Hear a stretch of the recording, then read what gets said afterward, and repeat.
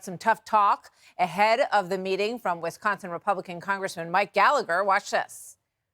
They obviously have downplayed the spy balloon incident. They haven't sanctioned anybody for the genocide in Xinjiang. There's been no meaningful investigation into the origins of COVID. This is all part of a broader trend of the administration delaying defensive actions, covering up human rights abuses in order to revive diplomatic and economic engagement with the Chinese Communist Party. So Congressman Gallagher joins me now. Great to have you with us today, Congressman. It is interesting because I think that the presentation of the country in this moment really says where they're coming from, right? And as Rebecca just pointed out, he's got John Kerry with him, I should say, and Janet Yellen, the Treasury Secretary.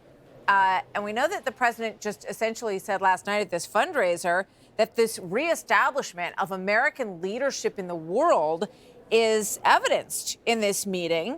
And he says, look, they've got a lot of problems, folks. And he's talking about the Chinese economy. So that's the approach. That's what he's putting on his forward foot here, Congressman.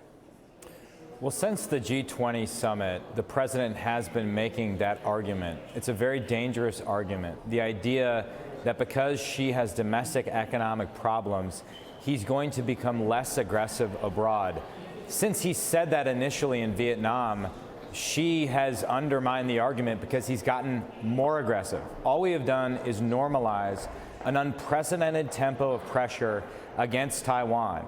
And if we're wagering the fate of the free world on the fact that she has to deal with domestic, economic, and demographic issues, that's a stupid bet, because it is just as likely that she could get more aggressive in order to distract from those issues, or he could Putinize. Because he is surrounded by yes men, he has no feedback loops that would allow him to make sense of things, and therefore he could just make a foolish decision. So I think that's irresponsible rhetoric coming from the president. And my only point in making the comments you played before is that this meeting itself has come at a great cost. We have taken our foot off the gas in terms of sanctions, defensive action, in order just for the president to sit down with Xi. So even if they come up with some working group on fentanyl, which, listen, I hope will be successful, it has come at a cost. And for some reason, we pay cash up front to the Chinese, but their check is always in the mail. Yeah. Well, with regard to fentanyl, I remember there was a time when President Trump was given assurances from the Chinese leadership that they were going to crack down on sending fentanyl precursor chemicals to Mexico. I don't think that ever happened, evidenced on the number of people that we've had killed in this country with fentanyl.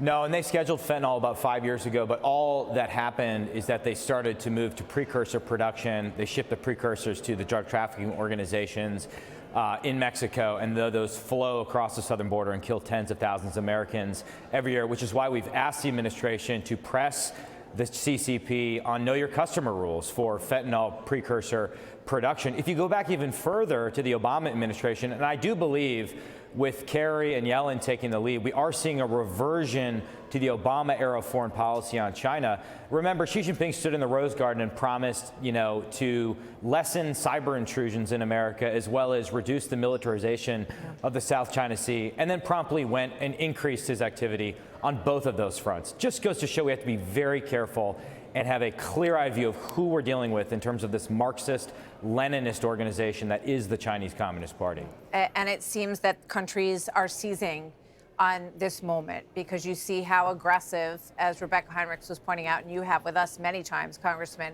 how aggressive they are on the seas surrounding China and cutting off Philippine ships and all of this aggressive nature. Then you see Russia also very aggressive in Ukraine, and Iran, who's China's new friend as well, essentially invading Israel through their proxy Hamas. So a lot on the table. Thank you very much, Congressman. Always good to have you with us. Hey, Sean Hannity here. Hey, click here to subscribe to Fox News YouTube page and catch our hottest interviews and most compelling analysis.